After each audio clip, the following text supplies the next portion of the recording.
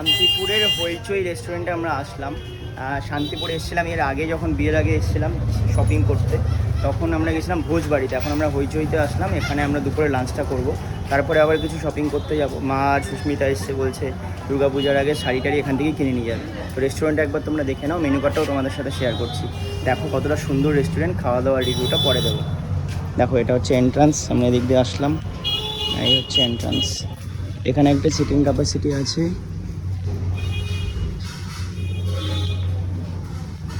এদিকে ওয়াশরুম আছে, এটা হচ্ছে কিচেন, আর এদিকে হচ্ছে একটা সিটিং ক্যাপাসিটি আছে ভেতরে, আর বাইরে একটা সিটিং ক্যাপাসিটি আছে। দেখো কতটা সুন্দর, দারুণ দারুণ। মানে শান্তিপুরে এরকম আছে আমি জানতাম না।